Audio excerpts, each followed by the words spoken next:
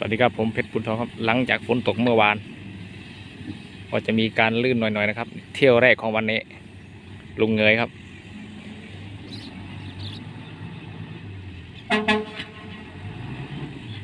ลื่นแล้วครับ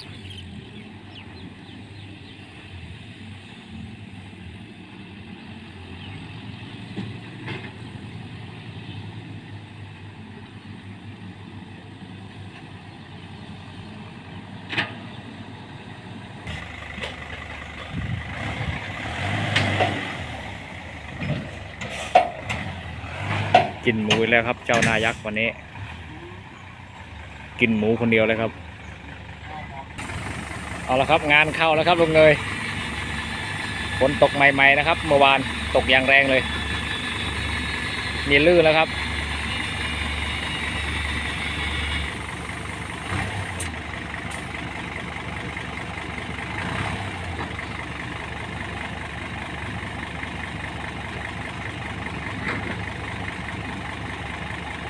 ต้องใช้สโลว์มาช่วยหรือเปล่านี่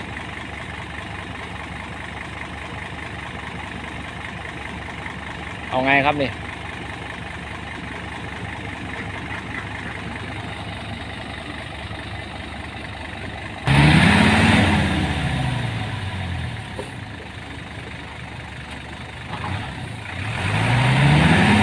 โอ้รอบช้ามากครับไม่ไหวแล้ว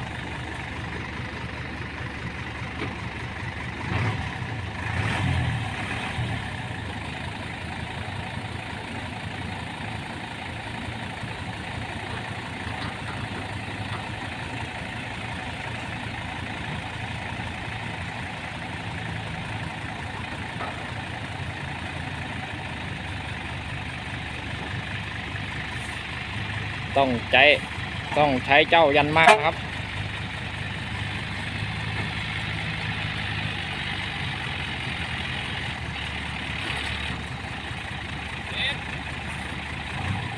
ยกอีก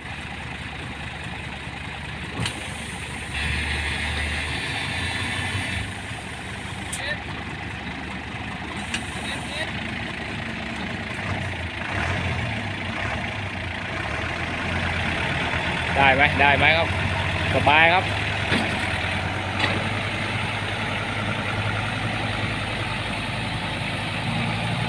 กรอบช้าเกินครับคันนี้ดินนุ่มๆนี่สบายครับแต่เจอดินลื่นไม่ไหวแล้วครับ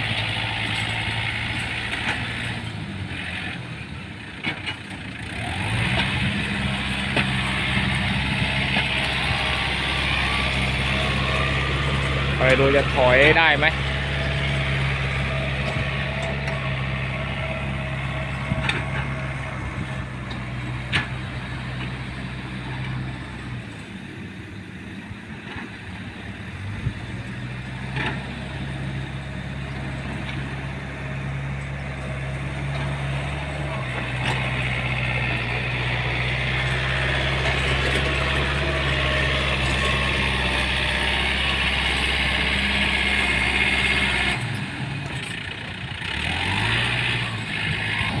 เอาอีกแล้วครับเจ้าหน้ายักษ์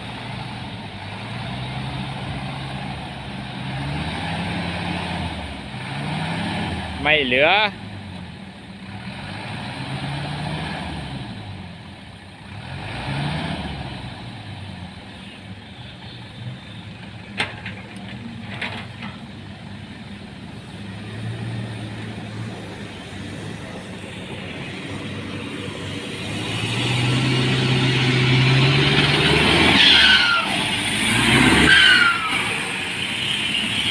คันนี้สบายเลยครับคันนี้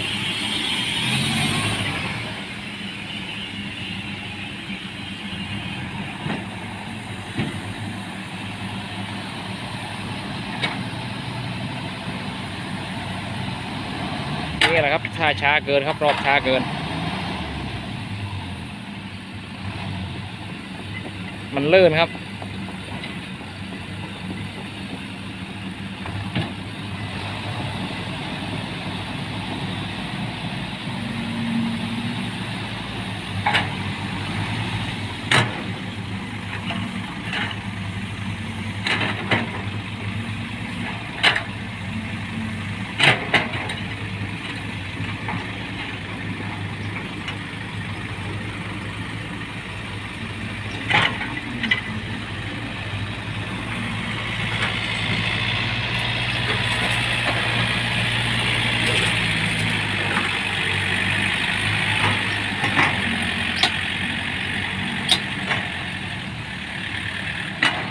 นี้รถไถรับบทหนักแน่นอนครับวันนี้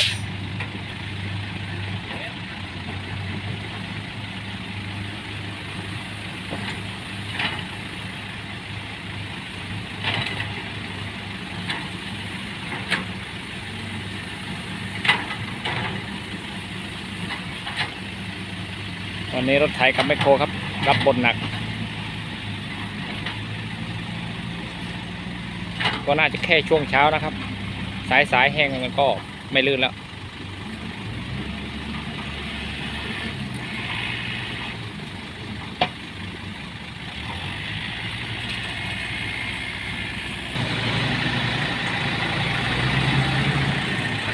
โอเคครับได้แล้วครับ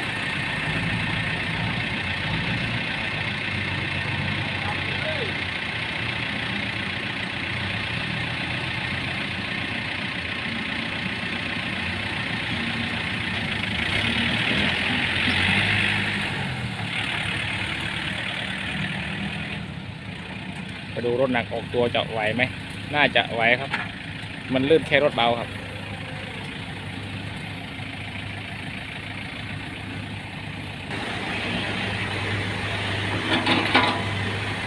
เอาแค่ซอฟๆก่อนครับ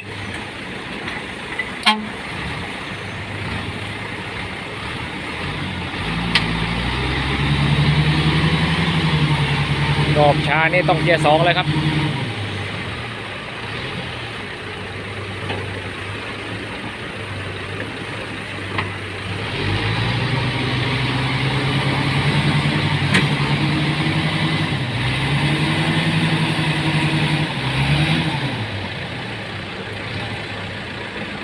เอาไงครับลุงเอ้ย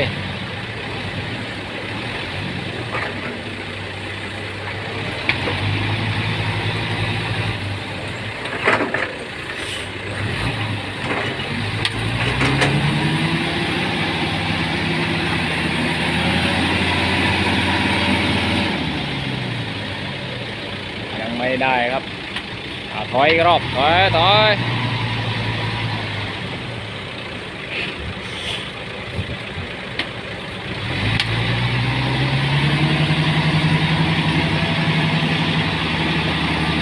ได้แล้วครับได้แล้ว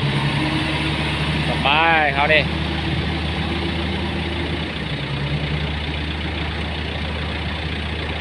น่าจะลื่นแค่เที่ยวแรกนั่นแหละครับเอาอีกแล้วครับอีกแล้ว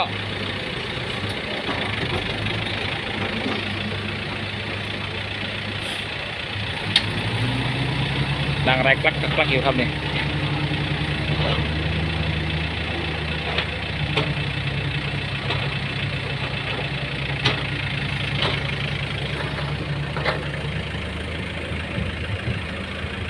ตามด้วยเจ้าเมกาไปดูเมกาจะสู้หน้ายักษ์ได้ไหมเอาละครับเจ้าหน้ายักษ์ทางโน้นอีกแล้วครับ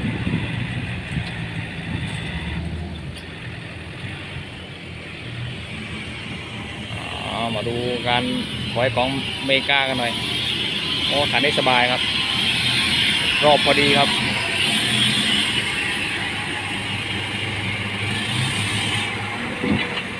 คันนี้สบายเลยครับอีกแล้วครับเจ้าหน้ายักษ์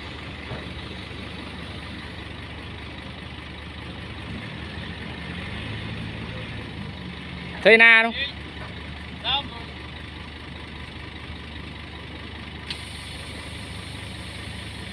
ตัดสินใจดั้มทิ้งแล้วครับ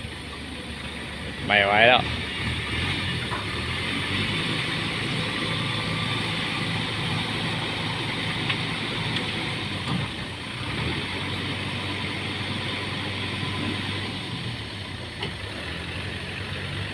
ดินนั้นมันจะเป็นดินแห้งครับปูได้อยู่ครับดินนี้